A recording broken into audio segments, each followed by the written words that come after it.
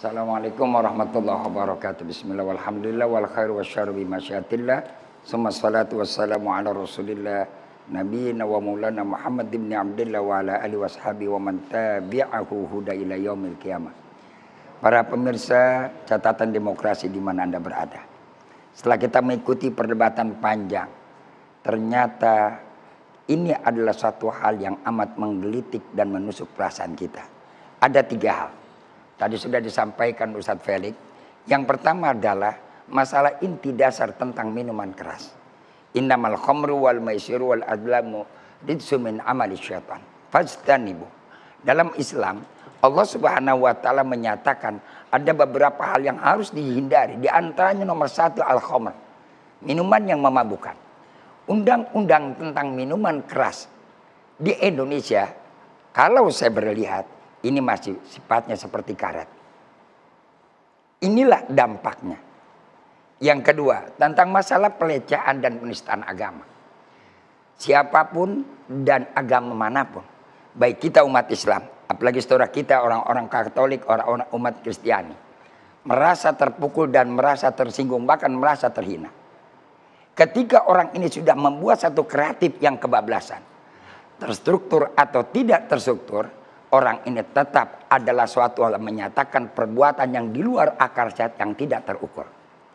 Lalu apa alasan kita? Inilah kerjaan yang paling berat penegak hukum. Bukan hanya pelakunya, pasti ada inisiatornya. Saya sering katakan beberapa pertemuan dalam acara kita catatan demokrasi. Orang ingin menghancurkan Pancasila. Bukan mengobrak-abrik lambang negara. Tapi merusak nilai-nilai agama. Kita ingat pada waktu era Soeharto, Harswendo, almarhum, hanya membuat polling Nabi Muhammad. Mereka langsung diciduk, dipenjarakan. Kalau ini saudara-saudara, terus terang, yang jelas-jelas mencari keuntungan, ada unsur di dalamnya adalah unsur untuk mencari profit. Lantas mereka dibiarkan dengan sebegitu saja. Lantas dianggap tidak merasa tersinggung. Alangkah bodohnya kita jadi anak bangsa. Coretlah Pancasila. Saya katakan coret saja Pancasila.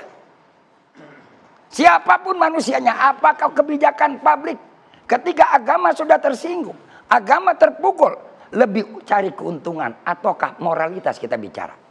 Apa artinya pakaian kita sandang, rumah yang mewah kita miliki, jabatan yang tinggi, sementara kita nggak punya moral. Bangsa Indonesia Pancasila karena lihat moral agamanya. Ketika sudah ini menyentuh nilai agama, siapapun anak bangsa yang merasa memiliki Pancasila dan beragama, jangan dibiarkan orang semacam ini bisa hidup di Indonesia. Saya lebih sadis kalau ada masalah agama. Sebab ini berkaitan dengan Pancasila. Jangan bicara Pancasila tanpa agama. Lihat ketuhanan yang Maha Esa. Ini sudah melanggar sila pertama. Di situ ada nilai-nilai yang harus kita jaga, kita hormati. Saya sadar dengan apa yang dikatakan Bung tadi. Ada nasib 3.000 orang. 3.000 orang punya nasib di dalamnya. Tadi sudah dikatakan, kalau mereka mampu membuat kreativitas, kenapa nggak mereka berbuat kreativitas yang positif? Dan ingat, ini perusahaan. Ada di dalamnya, ada manajemennya. Mereka jangan hanya bicarakan nasib 3.000 orang. Ketika kepepet, ketika mereka untung, mereka apakah memikirkan kepada pegawainya? Jangan mikirkan yang 3.000. Ada 200 anak bangsa sudah dirusak otaknya. Saya ingat satu dokter yang menyatakan setelah meneliti minuman keras, setegak minum alkohol akan membunuh 700 sel otak yang ada di saraf yang ada di kepala kita. Makanya saya minta mudah-mudahan ini adalah menjadi jalan yang terbuka. Ternyata setelah dibuka ada kasus-kasus yang lain. Terima kasih kepada Pemda DKI yang telah melakukan upaya penutupan. Dan juga kepada Pemda-Pemda yang lain. Tolong selidiki Hollywood yang ada di Indonesia. Seluruh cabangnya. Apakah benar mereka melengkapi perizinan yang ada di negara kita. Mudah-mudahan Allah berikan taufik dan hidayah. Selamat bekerja penegak hukum. Semoga Allah kuatkan semuanya. Dan mari kita anak bangsa, selaku umat beragama, yuk kita berjabat tangan.